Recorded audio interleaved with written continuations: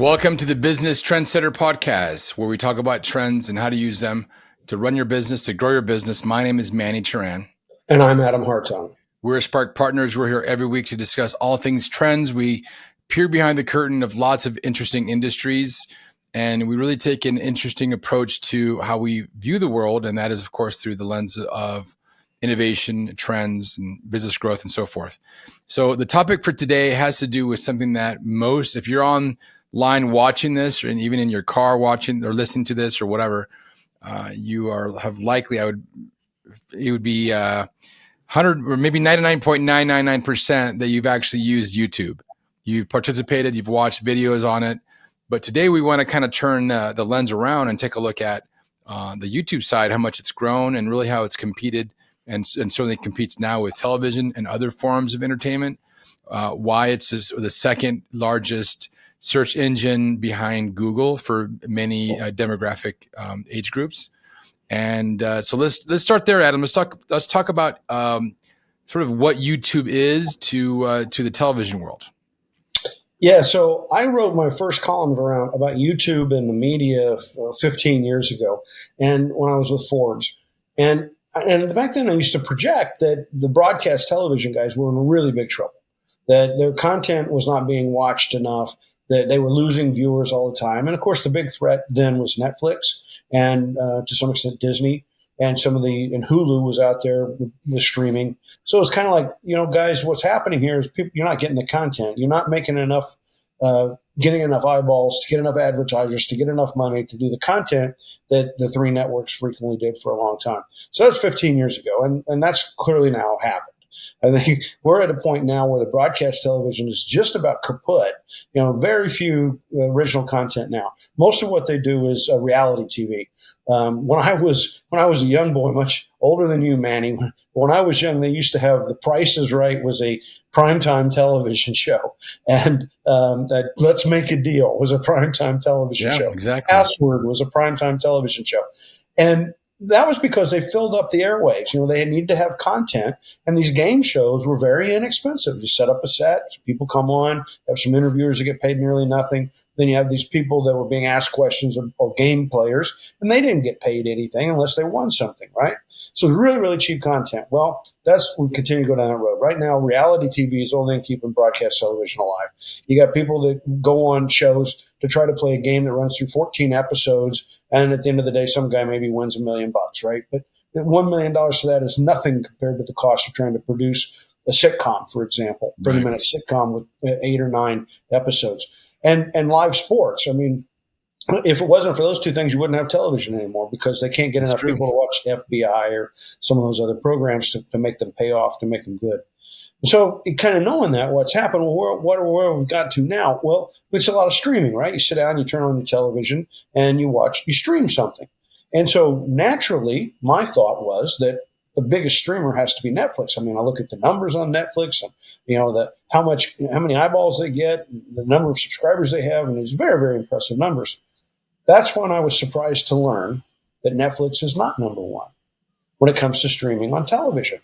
Now, remember, this is important when I say television because you're right. There's a lot of people out there that stream mostly on a mobile device. Right. Like their phone or their tablet or their computer. Yeah. And so we know that the older demographic skews to television.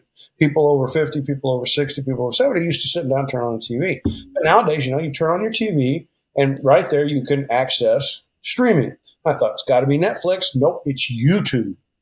For 17 consecutive months, the number one streaming service on televisions in the United States has been YouTube. And that really got my attention. Absolutely. I see it. Years ago, again, going back, say, 10, 12 years ago, we were looking at this whole media market, and advertisers didn't want to advertise on YouTube. And it was a very simple reason. You never knew what some YouTube creator might say or do. And if you were a Coca-Cola or a well-known brand, you didn't want some guy doing some half prank and then showing his butt crack, and then all of a sudden your Coke ad comes on. I mean, that was something that no advertiser wanted 12 years ago. It was like, I want curated content. That was the term we used, meaning edited content, meaning somebody looked at the content, somebody approved the content, and then your ad went with the content. And we're kind of like, okay, advertisers are never going to go to YouTube because it's not curated content. So again, let's wind back. What did YouTube do? Well, if you go back to 2000 and I want to say 2005, they came out with YouTube Originals. And initially, they thought it would be a great way to get people to look at curated content. But unfortunately, a lot of the content that went up there became like a Napster of the era. I'm showing my age here. Napster, that was where people put all the songs that they pirated on a server, right? And that's what started happening. People were pirating or putting up shows, and YouTube was doing that. And then they were selling ads. And, of course, the networks went after that in a big way. Lots of lawsuits. There was one for $1 billion that got filed against YouTube. Wow. The lawsuits didn't win. YouTube won the lawsuits, but the legal costs were so great and the pain in the neck was so great that they shut down that approach. So, but then again, they revised it in 2012. And they became sure that they needed to have their own content. So they hired Madonna and they hired Shaquille O'Neal. And they said, look, you're going to have a channel and you create content for your channel. They started with $100 million. And over the next 2 years, they spent another $300 million. And they threw a party and nobody came. No, people weren't that interested to try to stream the channel for Madonna, Shaquille O'Neal, and the others that they selected at the time. And we could say they just picked the wrong people. For whatever reason, it was not successful. There was one show, which was a sort of a Karate Kid remake that turned out okay. But otherwise, it was just a complete bust. So they pulled the plug on that 2012 project. By 2015, they said, okay, we're going to go after this again. They hired an MTV executive. And they said, let's go off and get some content. Let's bring it in. So they started to pay for content creation like same way that Netflix did. And they went and they also bought like Taylor Swift concerts and Justin Bieber concerts. Yeah. And they said, we're going to go build this off. Well, that was 2015. And in 2022, they shut that down. Couldn't get enough viewers to get the advertisers to get this thing to work.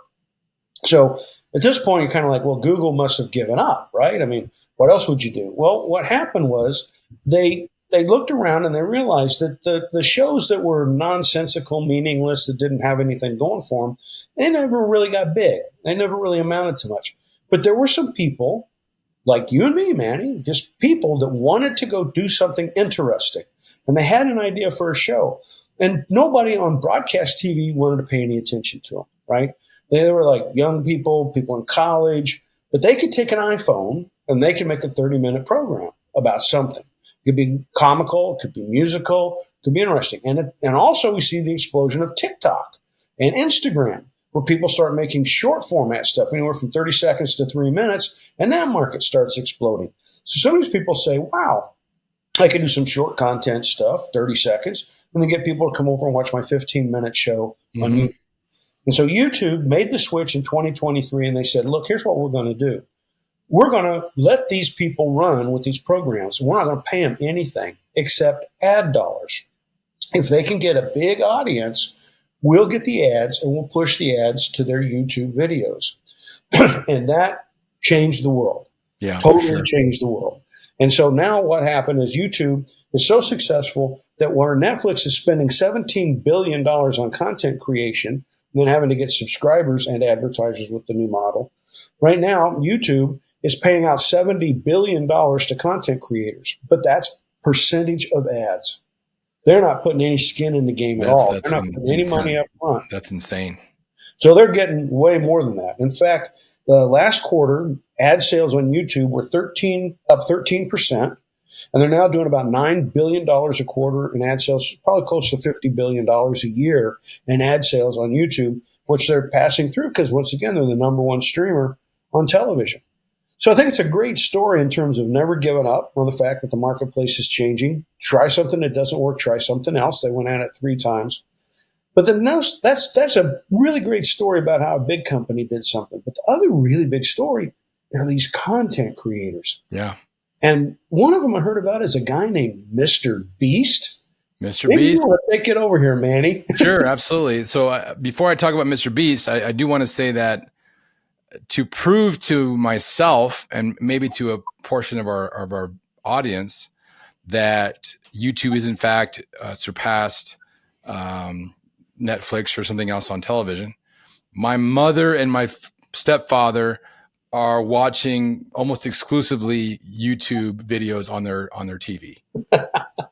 And anytime I think about if a technology or if a company has really gone to the mainstream, I look to my parents, because they're more on the laggard side. They're not going to be the front end. They're going to be towards the back.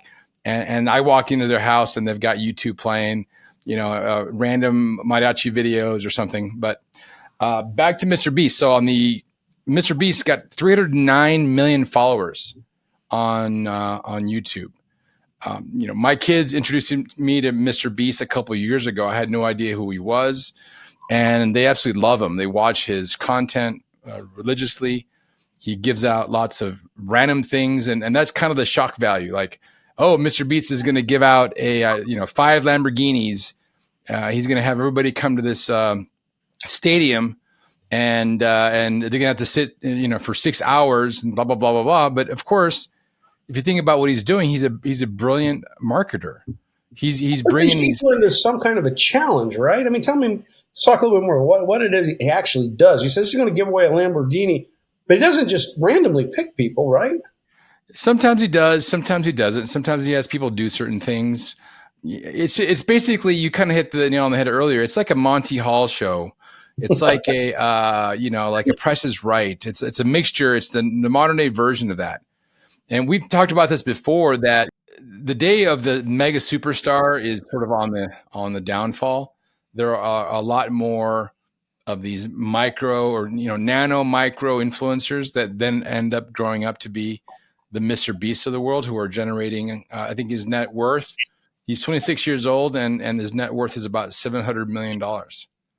Based on the deals he does, beyond YouTube, of course, right? I mean, YouTube is going to pay him so much, but he's got other things. If he mentions a dealership, hey, I got this Lamborghini from the Beverly Hills dealership, whatever, then there's going to be a cut there. So he's got this brilliant marketing machine that's really taken off and providing entertainment to a whole swath of demographics. So I was reading something on the New York Times, I think it was, about how he got something like 2,000 people to go to the Raiders Stadium in Las Vegas. And they signed up on an agreement to do some kind of a challenge. And then they had to surrender their cell phones, and they had to surrender any medications or anything else they had. And they would go into this challenge. And then the Times was, of course, trying to pick the thing apart. But they were saying that, they basically signed everything away, including an acknowledgement that they could die. And then as they went through the challenge, some people had to drop out because they didn't get fed, they didn't get water, they didn't get their medicine, things like that. And so there was a big fallout from it and a lot of complaining. But at the end of 2 days, apparently a certain number of people had made it through these challenges and were getting ready now for the big game. And whoever wins down the road gets $5 million. And what struck me about this was all those people hadn't gotten a dime. Like, not one of these people had been paid anything up to this point. And he floated this $5 million win based on the challenge. And I went back to thinking about this YouTube model. And the YouTube model says, you can sit there and say, a person wouldn't have to have $5 million. Basically, they could say, if I can get enough people to come to this challenge, and I can then get enough people to watch it, then I will be getting paid based on my ad revenue, say, $30 million. So then if I pay, let's say, $100,000 to rent the stadium, and then I pay another $25,000 to $30,000 for some costs along the way. The net of it is I put $1 million into production. I'm going to give $1 million away. If I'm going to get $30 million in ad, I'm still at $24 million. Yeah. And YouTube's making that much at the same time, right? They're sitting over here getting somewhere 50, 60% of those ad dollars. So it's amazing, kind of how the business model has changed, right? We were used to this idea that you paid somebody to write a script. You paid somebody to get the studio and all that kind of stuff. You paid a bunch of actors to do it. And then you came along later and you said, I hope I make a lot of money out of it. What this is, these people are sitting there often with very little to no investment. And then they're offering to give away prizes because they're saying, hey, at the end of the day, I'll get enough eyeballs that it's just a percentage of my cut. Yeah, it's true. And the media, social media channels are similar. They have similar models where and maybe more indirectly where influencers will get paid a certain amount of money to talk about a brand. I was actually working with a client at the time that wanted to have Bethany Frankel. I'm not sure if you know who Bethany Frankel is. She's a kind of an internet star. She actually had a TV show, the Housewives of New York City or something like that. And she's done a lot of philanthropic things in her day, but she's kind of a popular person. She's got a podcast and she's got things she does. And so Didn't she create that line of drinks called Skinny Girl? she did Skinny, exactly, Skinny Girl.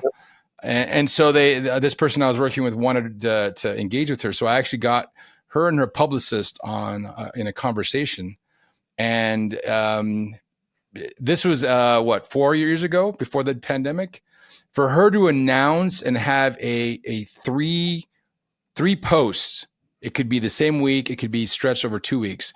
3 posts mentioning a product was 300 grand. Yeah. So for her to say, yeah, I'm using this particular product, I love it, 3 times, 300 grand. And so it seems like a lot of money, but at the same time, if your reach is 4 million people and you do pencil out the math and it works for you, then it's worth it. So Jerry Seinfeld had a comedy show for many years. Probably some of our listeners are too young to remember who he was. Anyway, when they asked him what the show was about, the Seinfeld show, he said it's about nothing, meaning we just do it for comedy reasons. It's about nothing. And the one that always struck me that was about nothing was the Kardashians. I can honestly say that at this point in time, if a Kardashian walked across my path on the street, I would not recognize that person. I don't know any of them by name. I just know there's a family named Kardashian. My better half is absolutely struck by the fact that these people are making hundreds of millions of dollars a year. And I said to her, like, what do they do to make $100 million a year? She goes, exactly what you said. They recommend products. People watch them. People are enamored by them and their lifestyle, and people want to be like them. And so they're able to get paid these enormous amounts of money. And that's, again, what we're trying to get at, I think, with this show was that there was a media 15 years ago, 20 years ago, and that media had a way of doing business. And we knew, as I said, 15 years ago, I wrote that that's dying, that model wasn't going to hold up because there was too much competition around the edges. There were too much of these new things coming along. They're going to eat away at the advertiser base and not make it possible for traditional media. But what I didn't project at the time, I'm not an expert on this stuff, was who would those guys be? And of course, I predicted Netflix would be a winner. That wasn't hard. But what I didn't see was how all these independent people, like you're talking about, like how could they come along? How could a Kardashian come along and turn this into so much money? How could Skinny Girl line turn this into so much money? And how could somebody who's 25 years old name himself Mr. Beast and start running television programs on YouTube and make himself worth $700 million? It seems to somebody that's older like that's impossible. But then again, I've never watched a Mr. Beast program. But what we're getting at is that the world has changed. The world is different. One of the things that I read was that 48% of the YouTube viewers are under the age of 34. So, okay, what they're saying is almost half the market is is the age of my children, right? So that's not a bad thing. But it's a good thing because they're getting hooked on this. And it's also saying the world is changing. I agree that there are older people watching. I don't want to disagree with that. As you said, your mom and dad watch it. But they're probably avant-garde. Yeah, and it's something else about the demographics is when I first heard this 5 years ago that YouTube was the number one search engine among those over 55, I couldn't believe it. I really couldn't believe it. Why wouldn't they go to Google? Why would they go directly to YouTube? And then I started to realize exactly why. So my parents can go and pull up some Mexican star from the 60s that had videos, right? So it connects them to a world that they wouldn't have access to. And to do it on the open range, if you will, to do it on Google, there's too many other things that could come in the way. So if they go to, Vicente Fernandez, some concert he played, it's going to be right there. It's going to be a video. It's going to be already set up. If they do that in the open plane, if you will, in Google, who knows what they're going to get? It's a wild card. So I think there's different operating models. And what's interesting is, and to watch what's going to happen in the future, right? Here at Spark Partners, we talk a lot about trends. And if you start to layer on these trends like AI on top of the asynchronous life, on top of the gig economy, and you're going to start to see a lot of new ways of enjoying entertainment. Imagine a custom curated AI-driven show for Adam Hartung. Yeah. That is going to, because they recognize your search results, they can see the kind of stuff that you like. Maybe you like Westerns. I don't know if you do, but they're going to create a live action looking, some of these graphics on these computers are ridiculous. So you're going to be immersed in the custom Adam Hartung show. Think about that. Yeah, and also our listeners can listen to this and say, okay, I'm got some passion around something, a sport, a hobby, the place where I live, the town, the community, my religion. How about passion about something? Today, you could use modern tools like AI to go to ChatGPT or another model, and you could say, what do people find most interesting about, and type in your hobby or whatever it is. It'll start to tell you about it. Then you could say, okay, what I'd like to do is do a podcast or do one of these YouTube things, and help me line out a series. Give me 9 or 10 topics that I could cover. And ChatGPT will answer that question. And it might say, well, the first one, you're going to talk about your local community. And in that local community, we want you to talk about the restaurants. So you say, okay, ChatGPT, what should I say about restaurants? And it'll produce that content for you. And then you could go on and you could come up to YouTube. You could take your iPhone out. You could set it up and start saying, I'm starting my new program here on YouTube. I'm going to talk about where I live, the community, why I love it, why it's a great community. And I'm going to do a dozen episodes here over the next month. I hope you all enjoy it. And by the way, here's episode 1. And you literally, all of the basics of the content could be created on ChatGPT. And then you could project it, you could use it, you could read it, but you might probably want to go beyond reading it. You'd want to add some of your own color, some of your own thoughts to it. So as you said, Manny, it's bringing together the fact that we have all of this technology. We can do the creation. And then because you're not on a schedule, I mean, people today, I think we forget that way back in the 1970s and 80s, if you wanted to watch a television program, you had to watch the television program. It came on Wednesday at 8 o'clock. That was it. Well, then we got VCRs and we got other kinds of recorders and we got to where we could time shift all this stuff. And now we don't even think of it that way. You just go around, you want to watch a program, you watch it when you want to watch it, right? Well, again, time shifting. Now what we're saying is you've got technology. To the extent you need help with editing, production, writing, you've got gig workers that could help you with that. And then you make it available for people to watch whenever they want to watch. That's what YouTube lets people do. Right? You don't have to feed it to a specific time so that people would try to watch it. So this is where we see the merging of these trends in a way that creates new opportunities. And, I heartily say to anybody listening to this, if you're passionate about something and you want to give it a try, it literally costs you nothing. You could literally get out there and get started trying to do this and see if anyone else cares about it. You might find out that if you started doing a show about your community, the people in your community would care. And then they would want to be part of your show. And then maybe the people in a larger area around you, like your state, would care. Or perhaps if there's a particular industry that dominates your community, that industry would care, right?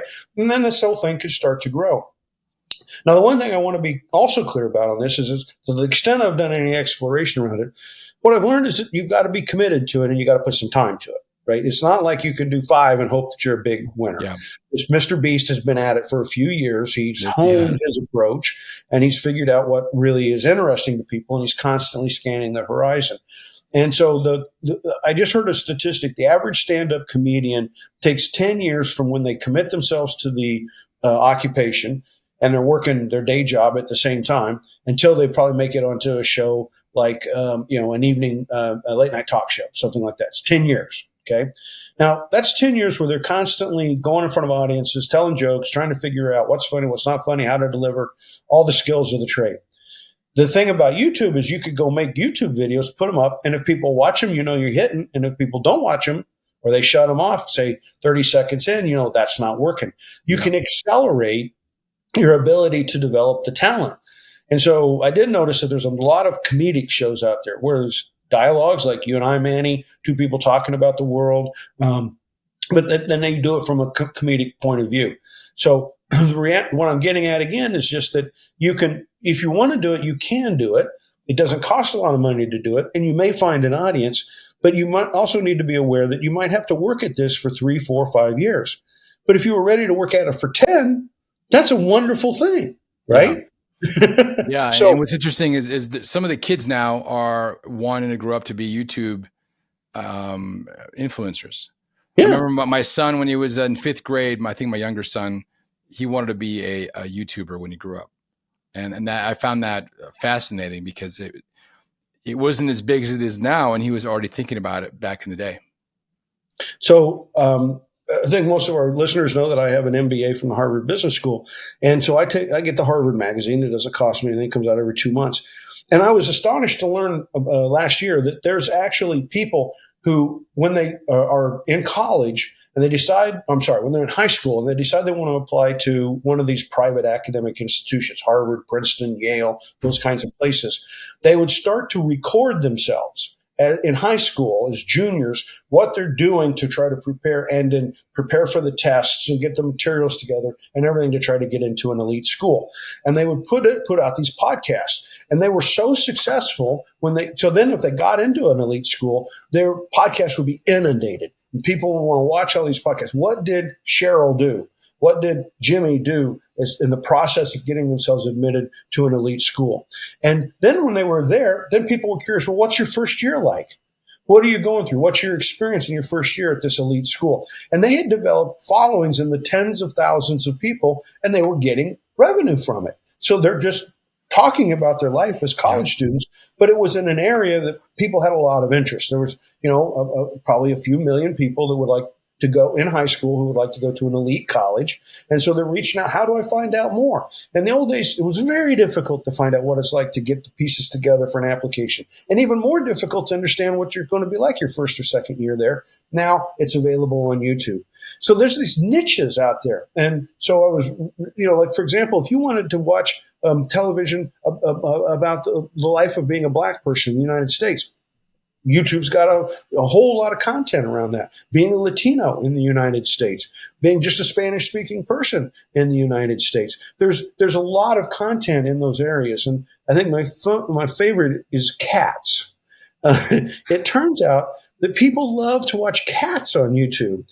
And so there are folks that go take and set up a camera that watches their cat, and they will make a 3-hour video of their cat lounging around doing whatever. Then they put it on YouTube, and then there are people who find this comforting in some way. Yeah. So they turn on the television, they put it on this thing, and they just let it run for 3 hours. Now, I don't know, maybe they're doing the dishes, maybe they're cooking dinner, maybe they're in and out of the house, maybe they're working, maybe they got a job and they're sitting there working away on the computer, and they just like to look over at the television and they see a cat show being on. It runs for 3 hours, but that's a viewer.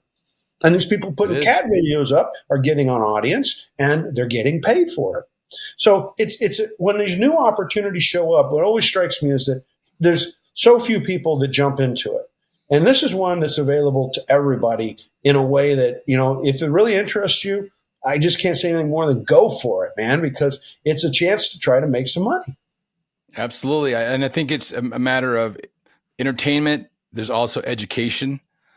We were replacing a light bulb the other day in my kid's car, and we couldn't figure out how to do it. So I said, look on YouTube. Sure enough, there was a guy that was walking through the process of how to change your headlights on his car. So I think there's a lot to be said there, Adam, and I definitely appreciate the conversation. And we'll definitely be watching. We have a YouTube channel as well, by the way. If you might be watching this on YouTube, or you might be listening to this on Spotify or Apple Podcasts, or even on our website. So we have lots of different mediums, but we also do have a YouTube channel, or at the Spark Partners is the handle. Go check us out if you're just listening to us. If you want to see our pretty faces. So with that, Adam, we'll talk to you next week. It's been a blast, Manny, and I look forward to seeing you win an Emmy someday. Very good. Thank you.